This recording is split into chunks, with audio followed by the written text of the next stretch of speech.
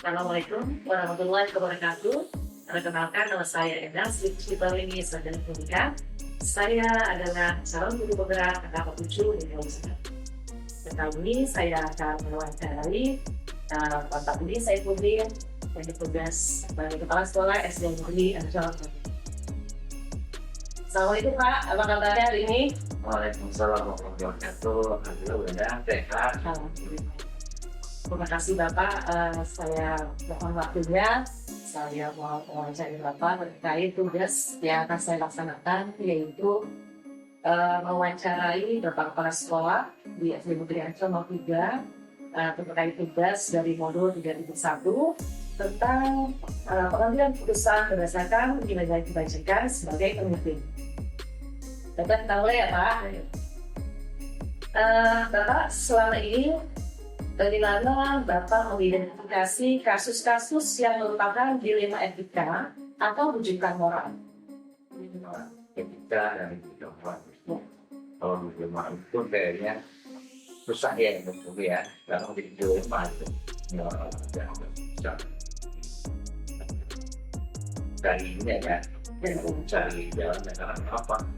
Dilema itu kan ada dua hal yang harus kita pilih salah satu di antaranya. Mungkin kalau kita sekolah biasanya masih berkaitan tidak sama-sama ada yang benar dan sama yang benar, tapi harus diambil keputusan untuk mengambil satu yang paling benar gitu kan, yang paling baik. Sementara kalau satu yang tadi dan moral sesuatu kan berkaitan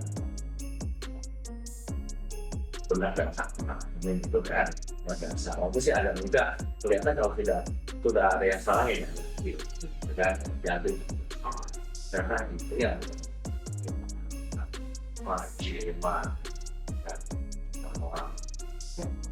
Karena baik Bapak, selanjutnya selama ini bagaimana Bapak menjalankan pengambilan keputusan di sekolah ini, terutama untuk kasus-kasus di mana ada dua kepentingan yang sama-sama benar atau sama-sama mengandung nilai kebajikan? Bagaimana menurut Bapak?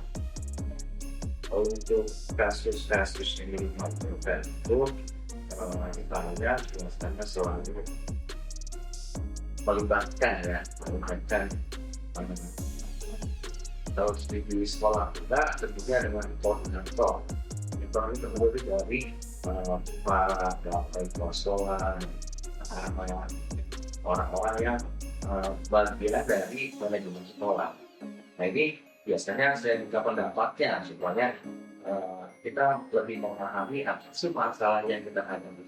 Kita mengenal masalahnya, mengenai orang-orangnya, mengenal apa kira-kira untuk solusi, bagaimana solusi yang baik pilihan kita ini. Kemudian konsekuensinya apa mungkin. Jadi kita lebih banyak melakukan pencarian masukan semuanya yang banyak supaya ketika kita mengambil keputusan itu tidak terus atau kalau misalkan tidak sekalian. Jadi ada berkolaborasi ya Pak. Selanjutnya langkah-langkah atau prosedur seperti apa yang biasa Bapak lakukan selama ini? Saya seperti yang tadi sampaikan tadi, jika ada sebuah kasus maka kita saya harus selalu langsung dulu ya kita lihat mengenali masalahnya ini. Masalahnya itu apa sih sebenarnya? Identifikasi masalah. Kemudian kita juga harus berkomunikasi dengan pihak-pihak yang berkaitan dengan masalah dalam hidup A atau dalam B. Kita harus tahu nih, ini bagaimana sih menurut posisi A seperti A. Kita nanti tidak harus memiliki variasi.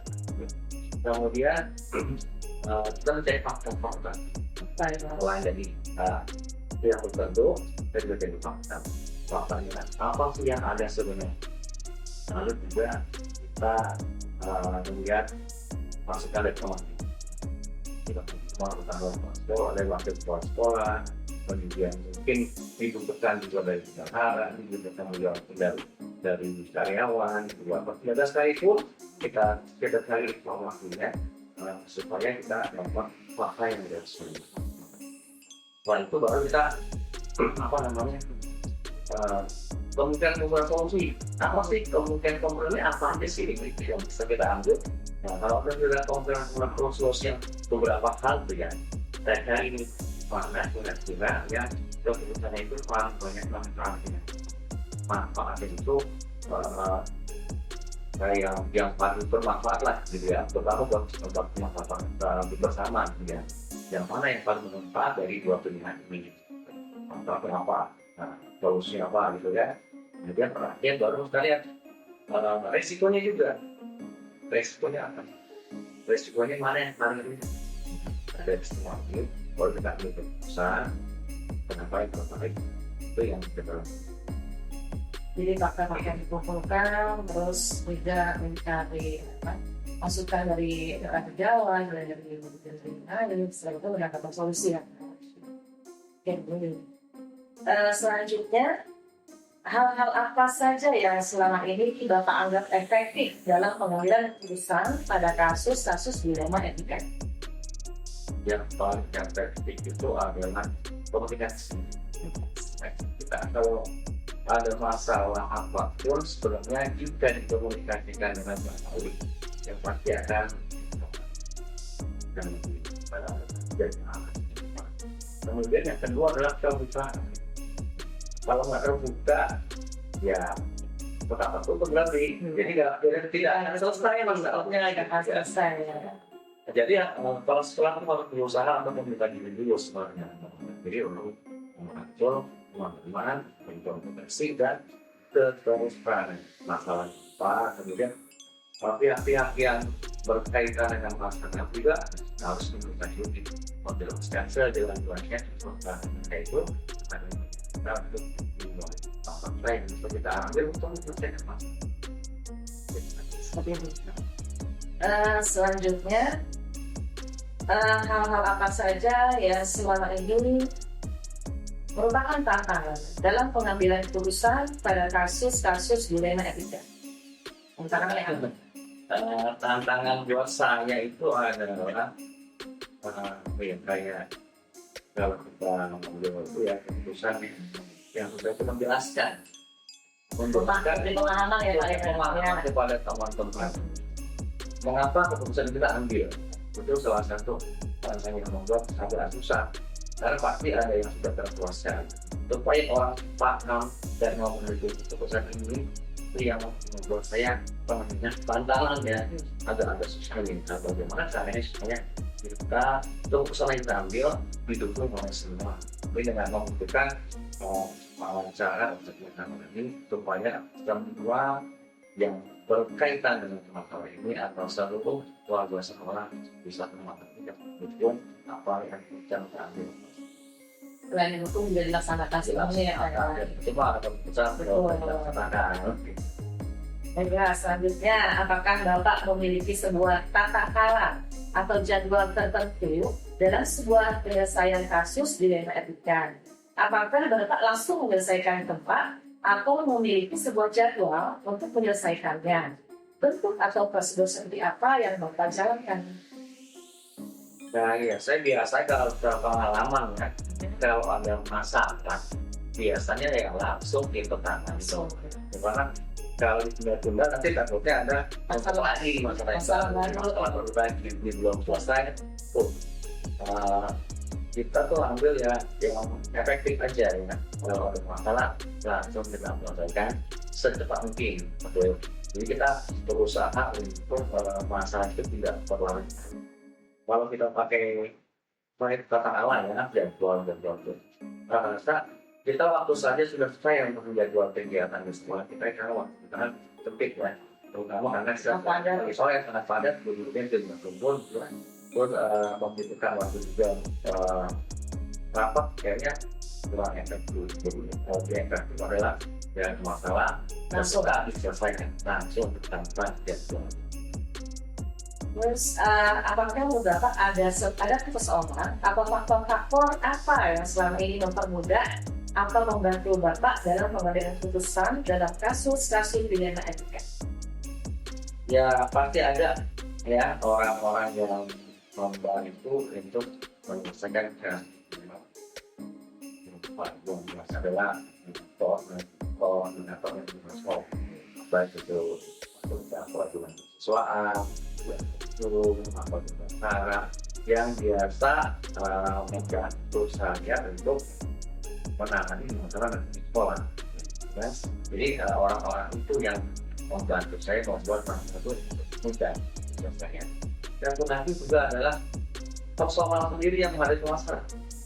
Kalau dianya profesional, dianya orang yang biolog, itu dia ada masalah yang keputusan diambil mungkin tidak bukan bagi dia, tapi ketika profesional yang apa tinggi, dia akan menerima keputusan dari ini ya, menerima keputusan dari pimpinan apapun yang diputuskan adalah demi kebaikan sekolah, bukan yang jadi lebih semua pihak itu dari sana ya. Baiklah, yang terakhir, dari semua hal yang Bapak sampaikan tadi, pembelajaran apa yang Bapak petik dari pengalaman Bapak mengambil keputusan di wilayah etika? Yang keanggotaan dari kita itu adalah kita lebih berhati-hati dengan hati-hati dengan usaha. Karena kita pertama kan harus fakta ya, dan lebih komunikasi ya, yang lebih kita harus melakukan juga bagaimana cara berkomunikasi ketika orang-orang yang mengalami masalah. Kalau orang-orang yang tidak mengalami masalah gampang ya, kita ada apa seperti ketika orang yang mengalami masalah ada susah karena berkaitan dengan permasalahan. Ya kita juga berusaha dari mungkin tidak ada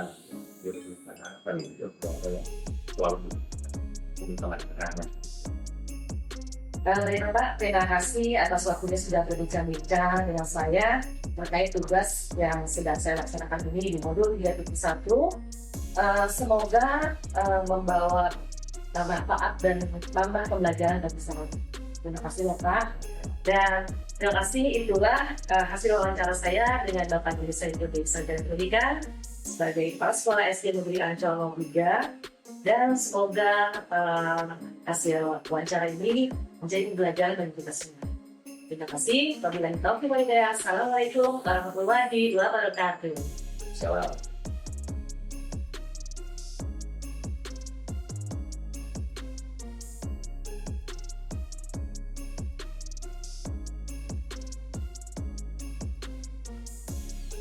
Assalamualaikum warahmatullahi wabarakatuh. Waalaikumsalam. Bapak dan Ibu, baiklah, saya akan berbincang dengan Kepala Sekolah di SD Negeri Ancol 01 pagi, yaitu Bapak Wikanto Sarjana Pendidikan. Dalam hal ini terkait tugas modul 3.1 tentang pengambilan keputusan berdasarkan nilai-nilai kebajikan sebagai pemimpin. Assalamualaikum Pak Wikanto, apa kabarnya hari ini? Waalaikumsalam. Alhamdulillah sangat baik. Mohon izin Pak, kita berbincang-bincang sebentar ya dalam kegiatan tugas modul 3.1 yang sedang saya laksanakan di calon guru penggerak angkatan 7 DKI Jakarta. Baiklah, Bapak, kita mulai saja ya Pak ya pembicaraan ini. Untuk yang pertama, selama ini bagaimana Bapak mengidentifikasi kasus-kasus yang merupakan dilema etika atau rujukan moral? Baik, terima. Apa yang kami lakukan selama ini untuk identifikasi dilema etika itu adalah secara artinya bahwa itu adalah benar dengan benar ya. Jadi kita identifikasi di mana nanti pengambilan keputusannya itu antara benar dengan benar. Untuk yang rujukan moral itu kan ada antara benar dan salah ya. Jadi ya tentu dalam pengambilan keputusan itu lebih mudah karena sudah jelas mana yang benar dan yang salah. Baiklah Pak. Untuk yang kedua, selama ini bagaimana Bapak menjalankan pengambilan keputusan di sekolah Bapak yang Bapak pimpin ya, Pak? Terus terutama untuk kasus-kasus di mana ada dua kepentingan yang sama-sama benar atau sama-sama mengandung nilai kebajikan. Yang saya lakukan selama ini ya kita tentu saja mengidentifikasi masalahnya terlebih dahulu. Kemudian kita juga harus bertanya lah kepada apa yang di lingkungan kita, Stakeholder di sekolah. stakeholder kita, supaya lebih akurat dalam pengambilan keputusan. Kemudian kita cari masalahnya, baiknya bagaimana penyelesaiannya agar tidak merugikan salah satu pihak gitu. Jadi ya sama-sama, kalau bisa sama-sama menguntungkan. Jadi diidentifikasi dulu masalahnya, terus dikumpulkan stakeholder yang ada di sekolah ya Pak ya. Setelah itu mencari solusi dalam masalahnya. Baik, baik Pak Winato. Yang selanjutnya adalah bagaimana langkah-langkah atau prosedur seperti apa yang biasa Bapak lakukan selama ini terkait pengambilan keputusan di sekolah. Yang pertama, mengenai pertanyaan ketiga ini adalah kita mengumpulkan fakta-fakta terlebih dahulu, kemudian baru mencari siapa-siapa yang terlibat di situ, kemudian kita melakukan analisis untuk mencari alternatif daripada penyelesaian masalahnya. Kemudian setelah itu kita lakukan memilih salah satu dari pekerjaan masalah itu sebagai sebuah keputusan. Setelah itu tentu kita tetap sebelum kita lakukan, kita harus melakukan refleksi terlebih dahulu sebelum melakukan keputusan. Baik, terima kasih Pak Winato. Untuk selanjutnya, hal-hal apa saja yang selama ini Pak Winato anggap efektif dalam pengambilan keputusan pada kasus-kasus dilema etika? Baik, Bunda, untuk yang kelima, tantangannya karena ini merupakan dilema etika ya, dua-duanya adalah benar dengan benar, makanya kita ya yang terberat adalah mencari keputusannya. Ya, kita usahakan bahwa keputusan itu harus bisa menguntungkan kedua belah pihak, jadi tidak ada yang dirugikan satu sama lain. Jadi tantangannya mengambil keputusan ya, karena isinya adalah benar dan benar, jadi itu hal yang tersulit, sehingga diharapkan tidak ada yang dirugikan ya. Selanjutnya Pak Winato, apakah Bapak memiliki sebuah tata cara atau jadwal tertentu dalam sebuah penyelesaian kasus dilema etika? Terus apakah Bapak juga langsung menyelesaikan di tempat atau memiliki sebuah jadwal untuk menyelesaikannya? Bentuk atau prosedur seperti apa yang Bapak jalankan? Baik, untuk permasalahan yang ini kami membuat langkah-langkah kalau misalnya permasalahannya itu tidak terlalu berat atau ringan, kita biasanya langsung. Hari itu juga kita membuat keputusan. Kita selesai ya. Tetapi jika permasalahannya lumayan berat atau rumit, ya kita membuat prosedur, jadwal.